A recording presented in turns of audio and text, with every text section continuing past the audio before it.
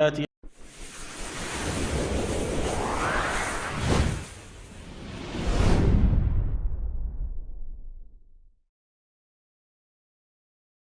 شريك له وأشهد أن محمدا عبده ورسوله يا أيها الذين آمنوا اتقوا الله حق تقاته ولا تموتن إلا وأنتم مسلمون يا أيها الناس اتقوا ربكم الذي خلقكم من نفس واحدة وخلق منها زوجها وبث منهما رجالا كثيرا ونساء واتقوا الله الذي تساءلون به والأرحام إن الله كان عليكم رقيبا يا أيها الذين آمنوا اتقوا الله وقولوا قولا سديدا يصلح لكم أعمالكم ويغفر لكم ذنوبكم ومن يطع الله ورسوله فقد فاز فوزا عظيما أما بعد فإن أصدق الحديث كتاب الله تعالى وخير الهدي هدي محمد صلى الله عليه وسلم وشر الأمور محدثاتها فإن كل محدثة بدعة وكل بدعة ضلالة وكل ضلالة في النار أعاذني الله وإياكم من النار. Hadirin kaum muslimin dan muslimat, bapak-bapak sekalian yang dimuliakan oleh Allah Subhanahu wa taala. Pertama-tama marilah kita panjatkan puji syukur kita kehadirat Allah Jalla wa Ala. Tidak lupa salawat dan salam semoga tercurah kepada junjungan kita Nabi besar Muhammad sallallahu alaihi wasallam serta keluarga beliau, para sahabatnya dan orang-orang yang setia mengikuti jejak langkah beliau sampai akhir zaman. Hadirin dimuliakan Allah, kajian kita di malam hari ini menyambung pembacaan dari hadis-hadis bab seputar kewajiban untuk melazimi kesabaran.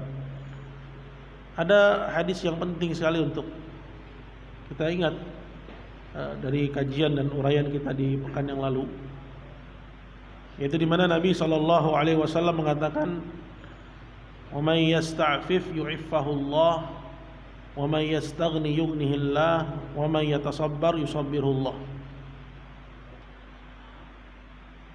Kita tahu bahwa kehidupan dunia ini apabila tidak diiringi dengan keimanan,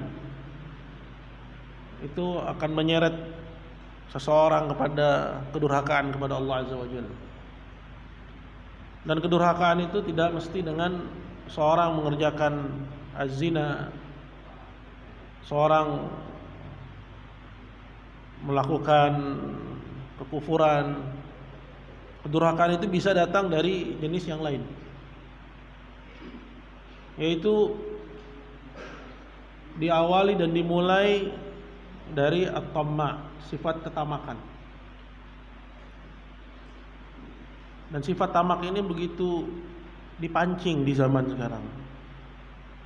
Bagaimana kita dapati bahwa saat ini orang nggak perlu lagi datang ke mal-mal, ke pasar-pasar. Di HP-nya itu telah tersajikan begitu banyak barang-barang yang bisa dia lihat. Tafarraj. Kalau ibaratnya cuci mata harus keluar rumah dulu, sekarang sambil tiduran kita bisa cuci mata. Kita bisa lihat pakaian-pakaian yang bagus ditawarkan jauh lebih murah daripada apa yang dijual di secara offline. Dengan pembayaran dan sistem pembayaran yang begitu mudah, sehingga keinginan begitu besar untuk memiliki dunia. Nah, ini mempengaruhi kejernihan hati tentunya, ketenangan hidup, yang menjadikan seorang akhirnya mulai berpikir untuk mencari rezeki dari jalan-jalan yang haram. Nah, apa yang disampaikan Nabi dalam hadis yang lalu dari Abu Sa'id Al-Khudri radhiyallahu taala an, kemarin kita baca hadisnya, di mana Nabi sallallahu alaihi wasallam mengatakan, "Wa may yasta'fif yu'iffahullah." Jadi seorang itu harus memaksakan diri untuk menjaga kehormatan diri, menjaga harga dirinya. Nah, barang siapa yang memaksakan dirinya untuk menjaga harga diri dari merendahkannya, dari ittila', ya, selalu pengen ini, selalu pengen itu, sehingga akhirnya terseret, ya, bahkan ada yang sampai jual diri karena itu. Ya, dan hal ini bukan suatu rahasia lagi. Kita semua mengetahui bagaimana wanita-wanita muslimat karena ketamakannya terhadap dunia tidak lagi menjaga kehormatan. Dia lagi menjaga statusnya sebagai hamba yang Allah Azza wa Jalla pilih. Allah Azza wa Jalla katakan, ya nisa'an nabi lastunna ka ahadin minan nisa'i in ittaqaitun. Wahai istri-istri Nabi, kalian itu tidak seperti kebanyakan perempuan kalau kalian bertakwa kepada Allah.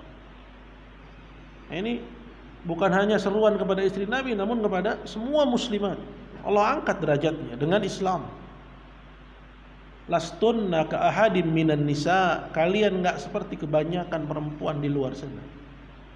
Dia terhormat, dia terjaga harga dirinya. Tapi syaratnya ini taqaitun, kalau kamu bertakwa kepada Allah. Fala takhdha' bil qaul, maka jangan dalam berbicara dilandai-landaikan suaranya, dimerdu-merdukan, didayu-dayukan dalam berkata-kata. Fala takhda'na bil qaul fayatma'a alladhi fi qalbihi marad, sehingga orang-orang yang dalam hatinya itu ada penyakit jadi mengidam-idamkan maksiat dengannya. Yasta'fif, kata Nabi, barang siapa yang maksa dirinya untuk iffah. Iffah itu menjaga harga diri. Yu'iffahullah, Allah akan bantu dia sehingga dia mudah menjalani kehidupan yang afif, yang terhormat itu. Kemudian kata Nabi, wa may yastaghni yughnihillah, barang siapa yang mencukup-cukupkan. Apa maksudnya mencukup-cukupkan? Apa yang ada dia rasa cukup. Ya. Gak perlu dia melihat pada mengikuti tren dalam pakaian, tren dalam kendaraan, tren dalam segala hal. Nah, ini kita butuh kepada yang seperti ini di zaman sekarang, karena cobaan ini hinggap hampir ke semua hati. Ya. Wa may yastaghni, jadi butuh seorang itu untuk mencukup-cukupkan diri. Ya adanya ini udah cukupkan. May yastaghni yughnihillah, Allah akan jadikan dia cukup tanpa dia harus mengejar dan memenuhi kepuasan nafsu dunianya. Yughnihillah. Nah, itu kuncinya adalah kurangi kita melihat, kurangi cuci mata, itu dikurangi itu. Tidak perlu seorang itu mengikuti tren apa yang ada. Tapi kalau harus membeli sesuatu hanya karena memang ada kebutuhan, hanya untuk kebutuhan, dan itu semua butuh kesabaran, ini berat. Maka kata Nabi, wa may yatasabbar, dan barang siapa yang memaksakan dirinya untuk sabar, menyabar-nyabarin, ya sabar-sabarin dirinya, yusabbirullah, Allah akan jadikan dia sabar dan dia bisa melewati ujian itu. Dan kehidupan itu 24 jam dalam sehari, 7 hari dalam sepekan, terus berputar. Kita selalu melewati fase-fase itu. Kadang diuji dengan kebutuhan akan kendaraan, kebutuhan akan pakaian, kebutuhan untuk renovasi rumah, kebutuhan untuk mempercantik taman, kebutuhan, padahal nggak ada kebutuhan. Namun kebutuhan yang dicari-cari. Adapun memang hajat kita menuntut ke arah itu, maka tidak mengapa apabila tidak berlebih-lebihan. Tapi kebanyakan saat ini yang nggak butuh jadi butuh, sehingga seorang akhirnya jatuh kepada kemaksiatan kepada Allah Azza wa Jalla. Mungkin gajinya pas-pasan, akhirnya ngutang. Dan memang saat ini kita itu betul-betul disergap untuk menjadi insan yang konsumtif. Nggak punya bisa utang, nggak punya duit, utang aja dulu. Sehingga akhirnya terjebak dalam lilitan riba, yang menjadikan dia merusak kejernihan hidupnya. Hari-harinya nggak lagi secerah dahulu. Ibadahnya tidak lagi setenang kemarin-kemarin. Bahkan hubungan dia dengan keluarganya, hubungan dia dengan anaknya tidak lagi seharmonis yang sudah-sudah. Semua disebabkan karena at-tamma'. Karena kepingin yang nggak bisa ditahan. Maka ingat hadis ini, dia kaidah dalam kehidupan kita di saat ya kemajuan sistem marketing dunia melalui jaringan internet. Ya.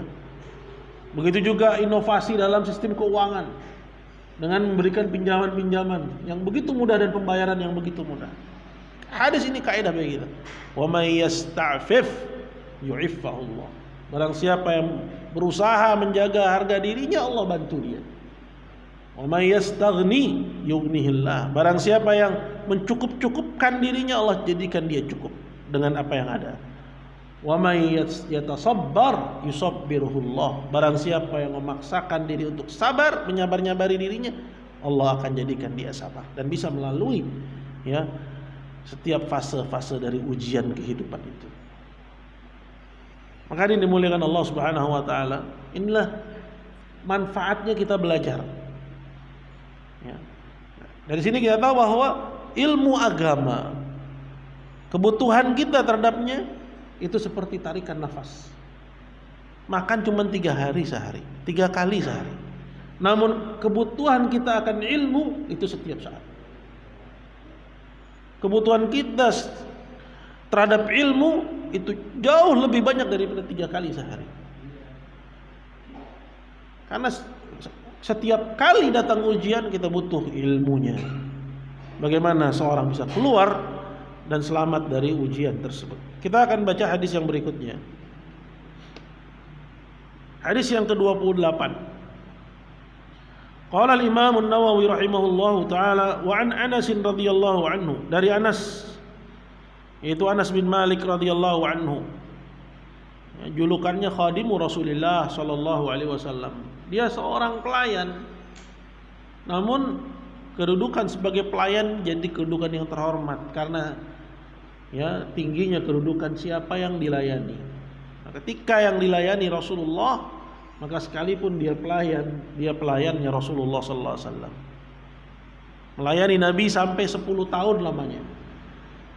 Dan dia bilang, selama 10 tahun aku melayani Nabi, aku tidak pernah mendengar dari beliau alaihi salatu wassalam atas apa yang aku lakukan Nabi ngomong, kenapa kamu lakukan itu? Dan atas apa yang tidak aku kerjakan, Nabi ngomong, kenapa kamu tidak lakukan itu? Akhlaknya Rasulullah sallallahu alaihi wasallam. Atas apa yang aku lakukan, Nabi nggak pernah nanya, kenapa kamu lakukan itu? Dan atas apa yang tidak aku kerjakan, Nabi nggak pernah bilang, kenapa kamu tidak kerjakan itu? Akhlaknya Nabi kita Muhammad sallallahu alaihi wasallam. 10 tahun menemani Rasulullah sallallahu alaihi wasallam sehingga dia menjadi salah satu sahabat yang banyak periwayatan hadisnya. Ya, dan hadis salah satu sumber hukum dalam Islam. Ya, salah satu sumber hukum dalam Islam di samping Al-Qur'an. Ketika Nabi sallallahu alaihi wasallam datang ke Madinah, dia dibawa oleh ibunya Ummu Sulaim. Kemudian dititipkan seraya berkata, ya Rasulullah, Unais khadimuk. Wahai Rasulullah, ini Anas kecil, dia jadi pelayanmu. Ini menunjukkan akan kefakihan seorang sahabiyah,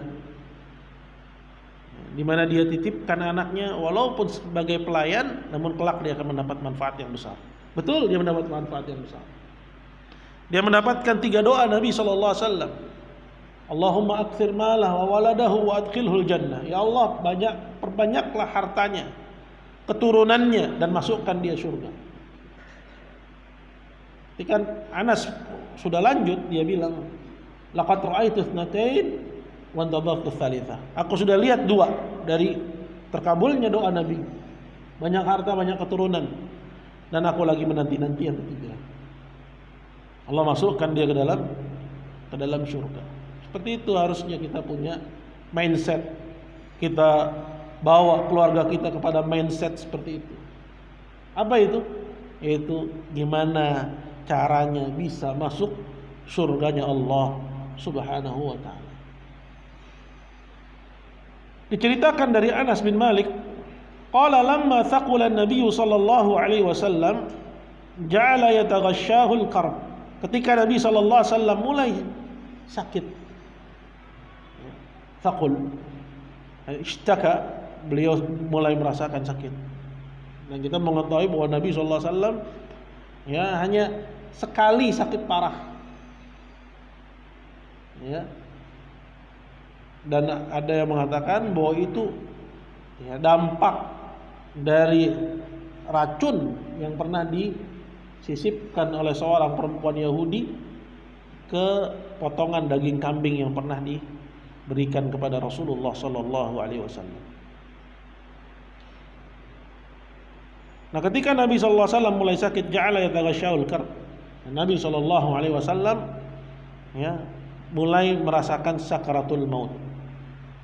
Ya, yataghashshahul karb, yaitu pingsan, siuman, pingsan, siuman. Saking beratnya sakitnya Rasulullah sallallahu alaihi wasallam. Faqalat Fatimah radhiyallahu anha.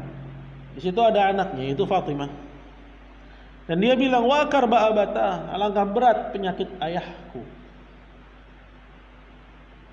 Faqala, kemudian Nabi mengatakan, laisa ala abika karbun ba'dal yaum. Setelah hari ini bapakmu enggak lagi merasakan sakit. Artinya ya dipanggil oleh Allah Subhanahu wa taala. Dan orang yang meninggal dunia tidak merasakan sakit. Falamma mat, maka ketika Rasulullah tufi, wafat, qalat, berkata Fatimah, ya abata, wahai ayah, ajaba rabban da'ah, engkau telah menjawab seruan Rabbmu. Ya abata, wahai ayah, jannatul firdausi ma'wah, surga firdaus tempatmu. Ya abata, wahai ayah, ila Jibril nan'a, kepada Jibril kami berbelasungkawa. Artinya seorang yang ditinggal wafat oleh orang yang dicintai, boleh dia merasa sedih. Dan sedih itu tidak bertentangan dengan kesabaran. Ya. Melainkan dia suatu sifat yang tabi'i, yang manusiawi, ya, yang menimpa semua orang. Dan tidak bertentangan dengan kewajiban sabar. Artinya seorang yang menangis, ya, menangis itu tidak bertentangan dengan kesabaran. Orang nangis bukan berarti nggak sabar. Falamma dufina, maka ketika Nabi dikubur, qalat Fatimah radhiyallahu anha, maka Fatimah pun berkata, atabat anfusukum an tahthu ala Rasulillah turab. Kalau bahasa kita, tega ya kalian, bisa-bisa ya kalian menimbun kepada jasad Rasulullah dengan tanah. Artinya kecintaan. Ini menggambarkan akan kecintaan para sahabat Rasulullah kepada beliau sallallahu alaihi wasallam. Tapi yang namanya orang meninggal, ya mau nggak mau ya harus ditimbun. Nah, di situ terdapat ya kegalauan yang luar biasa, hingga Fatimah sampai berucap, kok bisa ya kalian sampai menimbun jasad Rasulullah dengan tanah. Artinya suatu hal yang seharusnya tidak dipertanyakan, namun karena kecintaan yang luar biasa, ungkapan itu keluar dari lisan Fatimah radhiyallahu anha. Nah, faedah hadis ini dengan bab sabar, bahwa menangis dan bersedih dan berduka itu tidak bertentangan dengan kesabaran. Hadis yang ke-29, wa Nabi Zaid Usama bin Zaid ibni Harithah maula Rasulullah sallallahu alaihi wasallam. Hadis dari Abu Zaid Usama bin Zaid, ya, anak dari Zaid bin Harithah. Ini Zaid bin Harithah satu-satunya sahabat Nabi yang namanya disebut dalam Quran. Falamma ya qadha Zaidun minha watara zawajnakaha. Nah, ketika Zaid telah selesai dari istrinya, aku nikahkan engkau wahai Muhammad dengan bekas istrinya. Ya, bekas istrinya Zaid. Karena Zaid ini ya bukan anaknya Nabi, tapi hanya anak angkat.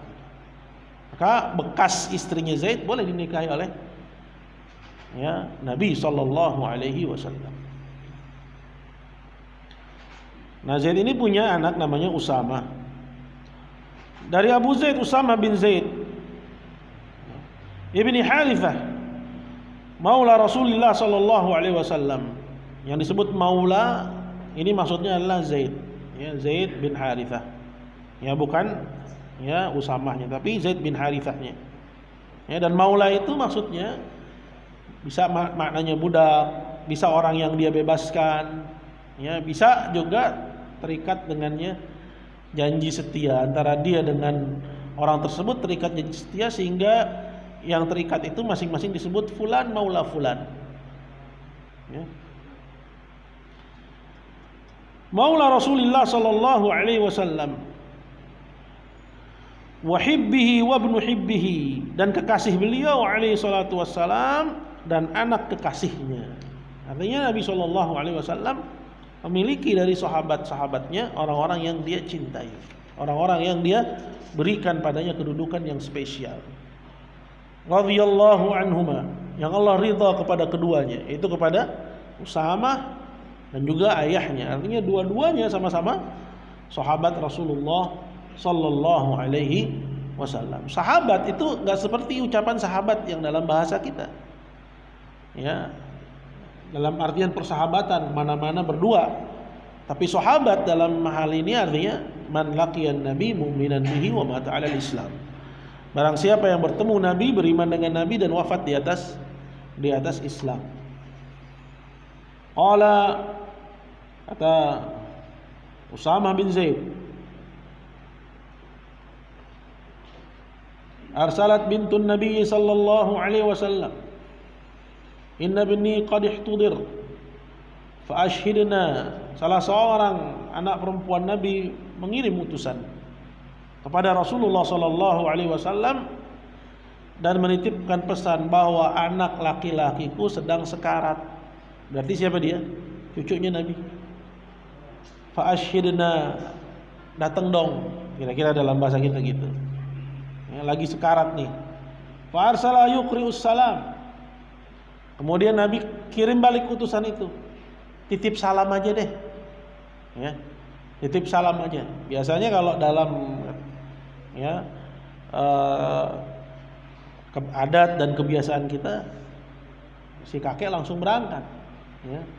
Tapi dalam hal ini Nabi sallallahu alaihi wasallam cukup bilang titip salam aja, ya. Artinya bahwa hal itu tidak mengapa, ya. Karena kematian itu suatu hal yang memang terus berulang, ya. Dan dalam Islam tidak dianggap sebagai hal yang melanggar adab, melanggar kesopanan, atau dianggap nggak punya perhatian apabila memang seorang nggak bisa datang. Apakah dalam prosesi pemakaman ataukah di saat sedang ya sakaratul maut atau yang semisalnya. Nah, Nabi dalam hal ini posisi sebagai kakek diminta datang oleh anaknya untuk menyaksikan cucunya yang lagi sekarat. Nabi cukup ngomong titip salam aja dan sampaikan pesanku berikut, kata Nabi. Apa pesannya? Wa yaqul inna lillahi ma akhad wa lahu ma a'ta. Milik Allah lah apa yang diambil, dan milik Allah juga apa yang dia kasih. Dia kasih kepada kita kehidupan. Kehidupan ini punya Allah. Sekarang dia ambil juga punya Allah. Ya, sehingga kita dalam memandang kehidupan itu, ya, itu tepat. Ya.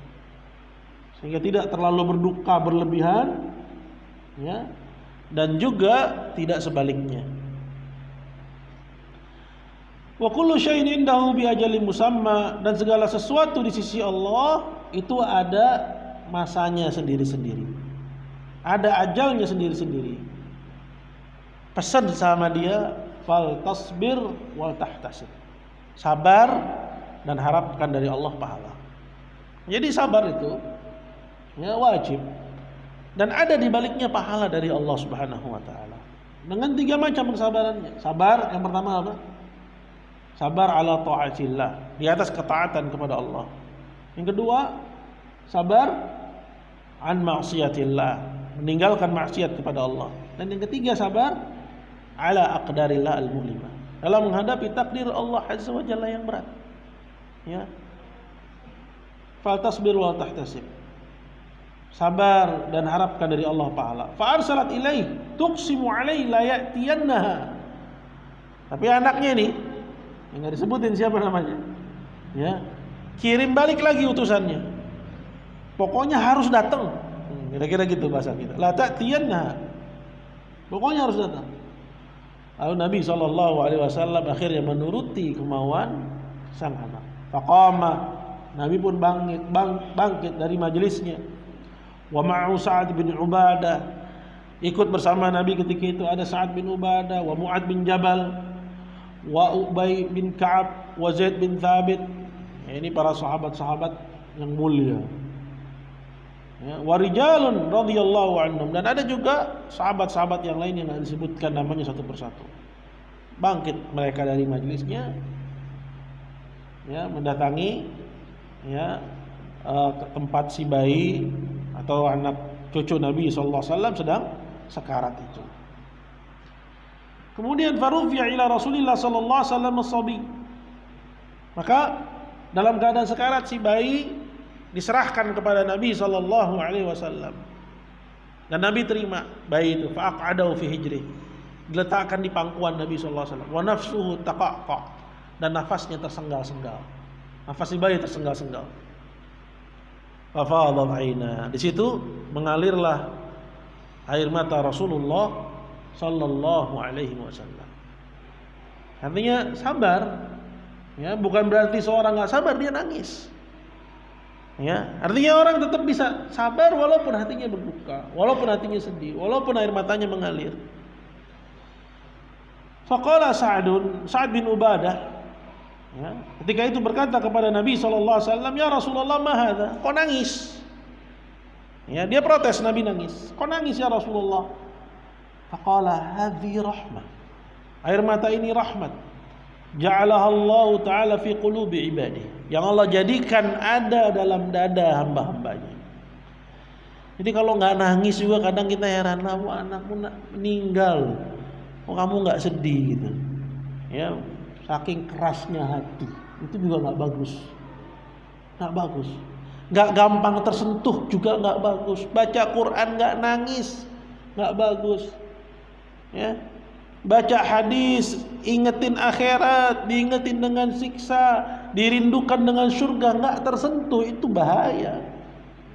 Ya, maka kata Umar, kalau kamu nggak nangis, ya mendengar ayat-ayat Allah, nangis. Kenapa kamu nggak nangis? Kok bisanya sekeras itu hatimu? Allah bilang dalam Quran apa? Law anzalna hadzal Qur'ana 'ala jabalin la ra'aitahu khashi'an mutasaddian min khasyatillah. Kalau Quran ini aku turunkan kepada gunung, kamu akan lihat gunung itu hancur berantakan karena takut kepada Allah. Ya. Tapi bisa-bisanya kita tidak tersentuh dengan pesan-pesan Al-Quran. Ya. Jadi kata Nabi, hadhi rahmah. Air mata ini rahmat. Ja'alaha Allahu fi qulubi ibadihi. Allah jadikan dia dalam dada-dada hambanya. Dan dalam riwayat yang lain, fi qulubi man yasha'u min ibadihi, dalam dada siapa yang Allah kehendaki dari hambanya. Kemudian Nabi menyampaikan sebuah perkataan, jadi kaedah ini perkataan. Kata beliau, innama yarhamullah min ibadihi ruhama. Orang yang dirahmati Allah dari hambanya itu hanya orang-orang yang rahmat kepada sesama. Jadi kalau kita mau disayangi oleh Allah, maka sayang kepada sesama. Ya, dan Nabi SAW, ya, akhlaknya yang paling mulia. Ya, sebelum diangkat menjadi Nabi, dia orang yang sayang kepada sesama. Kita tahu kisahnya. Ya, ketika Nabi SAW datang kepada Khadijah dan dia kebingungan dengan apa yang dialami di Hira, ditenangin sama Khadijah sambil disebutkan sifat-sifatnya yang mulia. Apa sifat-sifat yang disebutkan? Nggak mungkin Allah menelantarkanmu selamanya. Kamu adalah orang yang suka, ya, memuliakan tamu, ya, membantu orang yang susah, ya, memudahkan orang yang sulit, ya, dan yang lain sebagainya. Artinya Nabi SAW sebelum diutus menjadi Nabi, diangkat sebagai Rasul, dia orang yang rahmat kepada sesama. Ketika Nabi SAW diangkat sebagai Rasul, kebaikannya semakin menjadi-jadi dan semakin menjadi-jadi lagi, di bulan Ramadan. Ya. Kata Aisyah, in wa kana Rasulullah ajwadu bil khair minar rihil mursalah. Nabi SAW jauh lebih cepat dalam berbuat kebaikan di saat Ramadan, ya, daripada angin yang bertiup. Kemarin kita baca hadisnya, ya, itu hadis dari siapa? Hadis dari Abu Sa'id, ya, kisah seorang dari kalangan Ansar. Dia minta kepada Rasulullah dikasih, minta lagi dikasih lagi, minta lagi sampai habis yang Nabi SAW punya. Dan beliau bilang, ya, ketika sudah habis apa yang beliau punya, ma yakun indi min khairin falan addakhira ankum. Harta apapun yang ada padaku, aku enggak akan sembunyikan dari kalian. Ya, baru disampaikan hadis ini yang sudah kita baca di depan tadi. Jadi hadirin dimuliakan Allah Subhanahu wa taala. Nabi aja nangis, ya. Artinya kalau seorang nangis, seorang bersedih, maka itu tidak menafikan kesabaran. Kecuali, ya, ada nangis yang menafikan kesabaran. Apa itu? Yaitu hatinya tidak terima, ya, lisannya, ya, berbicara dengan ucapan yang mengundang kemurkaan Rabbnya, ya, mungkin tangannya melakukan perbuatan yang bertolak belakang dengan prinsip kesabaran. Ya, seperti misalnya lisannya mengatakan, kok saya? Atau dia bilang Allah nggak adil. Ada nggak kayak gitu? Banyak. Tiba-tiba musibah, dia tendang mobilnya, ya, dia banting motornya, misalnya dia engkol-engkol nggak nyala-nyala, tendang aja motornya, ya.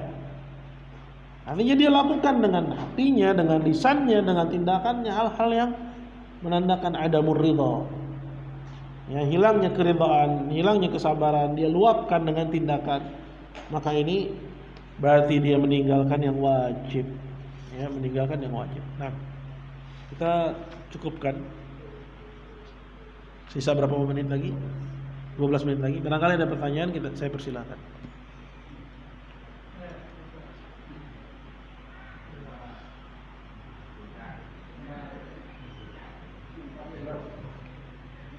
Ya, Assalamualaikum warahmatullahi wabarakatuh. Assalamualaikum. Kemarin saya nanya tentang puasa sunnah itu, karena keperluan Ustaz. Nah, itu saya menanyakan mengenai asbabul nuzul, tentang adanya seperti sekarang ini kan orang melaksanakan puasa sunnah dengan puasa Rajab. Dengan apa? Puasa sunnah, puasa Rajab. Puasa Rajab. Iya. Nah, kedua itu puasa Senin dan puasa hari Kamis. Terima kasih. Ya, yang sahih nggak ada dikhususkan bulan Rajab dengan ibadah tertentu. Ya, baik dengan sholat atau dengan puasa. Tapi barang siapa yang ingin berpuasa, ya, Senin Kemis di bulan Rajab, boleh baginya untuk berpuasa, atau memperbanyak puasa, ya boleh. Tapi bukan karena keutamaan bulan Rajab, ya, bukan karena keutamaan bulan Rajab. Artinya tidak ada ibadah khusus di bulan Rajab. Rajab seperti halnya ibadah seperti bulan-bulan yang lain, ya, waktu untuk kita ibadah kepada Allah yang mana tidak lebih, ya, dibandingkan dengan bulan-bulan yang lain. Itu yang sahih dalam hal ini. Jadi tidak ada ibadah khusus yang kita khususkan untuk kita kerjakan, ya, tidak di awalnya, tidak di pertengahannya, tidak pula di akhirnya. Allahu a'lam. Nah, ada lagi? Nah, Saya mohon pencerahan masalahnya terkait dengan ujian dari anak. Mungkin dari sekian anak mungkin ada beberapa anak yang diujian, entah yang susah disuruh sholatnya atau lain sebagainya. Nah, batas kesabaran untuk menghadapi anak seperti itu, apakah kita sudahkan aja atau terus kita bimbing dan sampai kapan? ya. Nabi mengatakan muru auladakum bis salati wa hum, ya, abna'u sab'in, ya, wadribu 'alaihim wa hum abna'u 'ashar.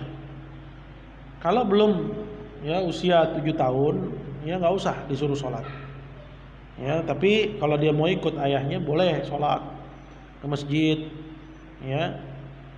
Tapi harus dijaga, jangan sampai mengganggu jamaah. Jadi sampai menyuruh saja Nabi SAW menetapkan usianya.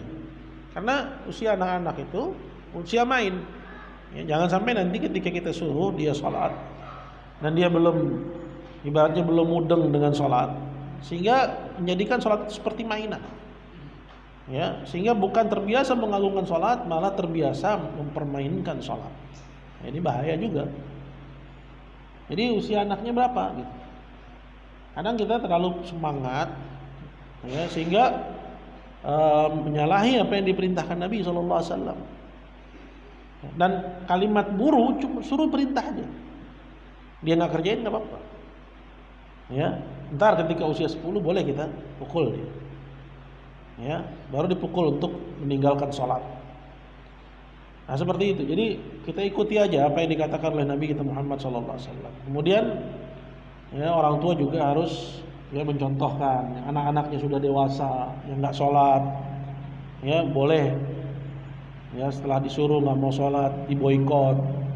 Ya, kamu kalau nggak sholat nggak usah tinggal di rumah bapak, cari rumah sendiri. Boleh? Karena sholat itu sesuatu yang agung. Ya, amalan badan yang pertama kali akan dihisab nanti adalah sholat. Orang tua bukan nggak ditanya oleh Allah Azza wa Jalla anak-anak yang nggak sholat, ditanya. Ya. Nah, kalau kita biarin anak kita nggak sholat, ya dia mengerjakan maksiat yang jauh lebih besar daripada zina. Ya, meninggalkan sholat itu meninggalkan perintah. Ya, zina itu mengerjakan larangan. Jenis meninggalkan perintah itu maksiatnya iblis. Ketika Allah suruh iblis untuk sujud, dia menolak. Ya, Allah laknat dia. Tapi Adam dilarang untuk mendekati pohon, ya, syajaratul khuld, pohon khuld. Ya, dia dekatin sehingga akhirnya diusir aja dari surga. Nah, sampai dilaknat, hanya diusir. Artinya meninggalkan sholat ini ya dosa yang sangat besar, dan bahkan ya dikategorikan oleh kalangan salaf sebagai kafiran. Al-ahdul ladzi bainana wa bainahumus shalat, man taraka faqad kafar. Ikatan antara kami dan mereka adalah salat, barang siapa yang meninggalkannya maka berarti dia telah kafir. Anak-anak yang laki-laki, anak-anak yang perempuan lebih-lebih lagi ya, untuk menjaga hijabnya, orang tua wajib untuk memerintahkan mereka ya, berhijab, jangan sampai mereka melepaskan hijab. Dan apabila mereka dewasa, kita juga harus lebih keras. Ya. Kita harus lebih keras, bukan malah dibiarkan seperti yang banyak saat ini. Ya. Allahu a'lam. Baik, lagi? Silakan, Pak. Assalamualaikum warahmatullahi wabarakatuh. Waalaikumsalam warahmatullahi wabarakatuh. Ini Pak Ustaz, ini kan ada hadis Muslim nomor 49. Bila di antara kalian yang melihat kemungkaran, maka ubahlah dengan tanganmu. Jika tidak bisa, berubah dengan lisan. Jika tidak mungkin, dengan hati. Itulah seburuk-buruknya iman. Nah, dengan kesabaran ini, kalau kita sudah melihat kemungkaran seperti yang di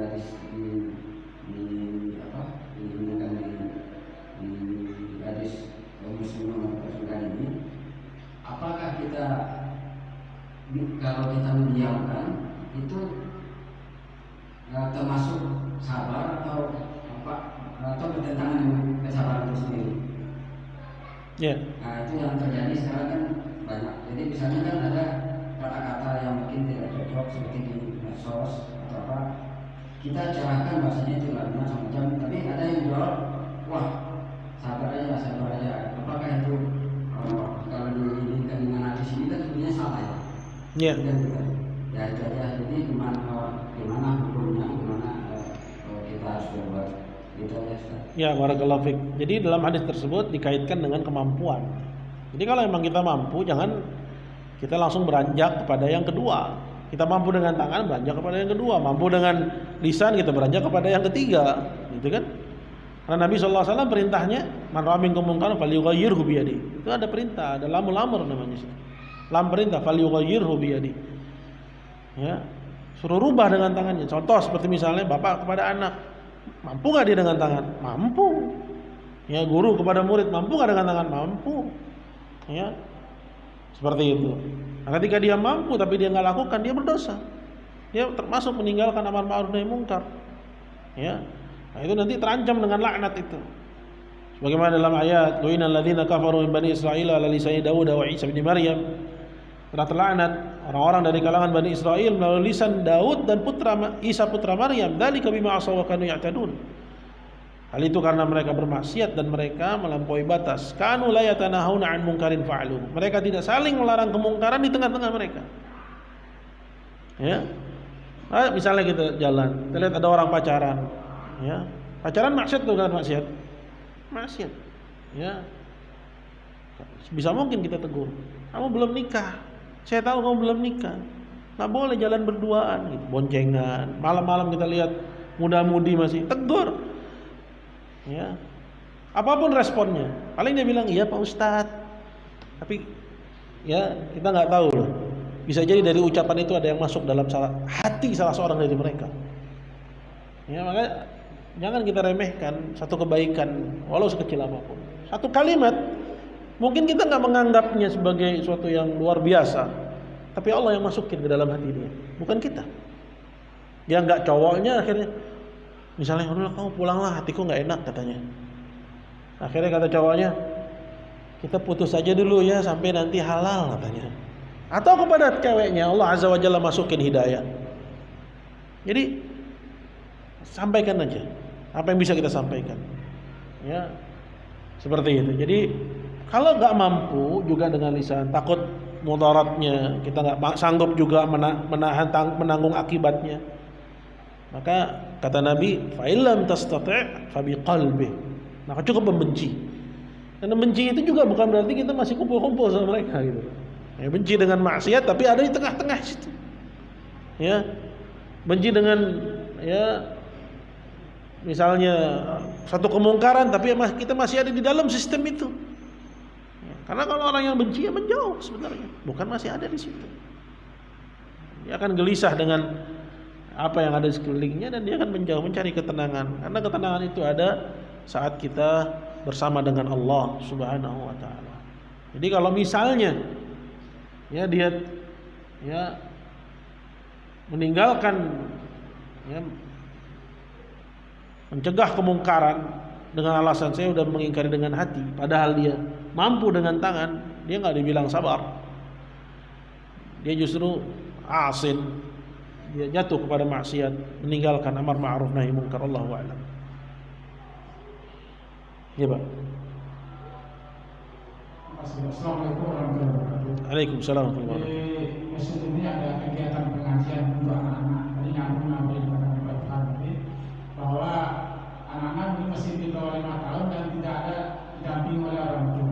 Hampir tiap hari memang mereka main-main dan ribut, jadi mengganggu orang sholat. Apakah anak-anak ini disuruh pulang atau bagaimana? Karena orang tua yang ada juga yang sebagian selalu itu saya termasuk yang selalu berburu. Tapi itulah anak-anak kan nggak dipaksakan sholat, cuma maksud main-main. Ya apapun kayak tetap aja ribut. Ini yang saya ini apakah anak-anak ini harus dipulang?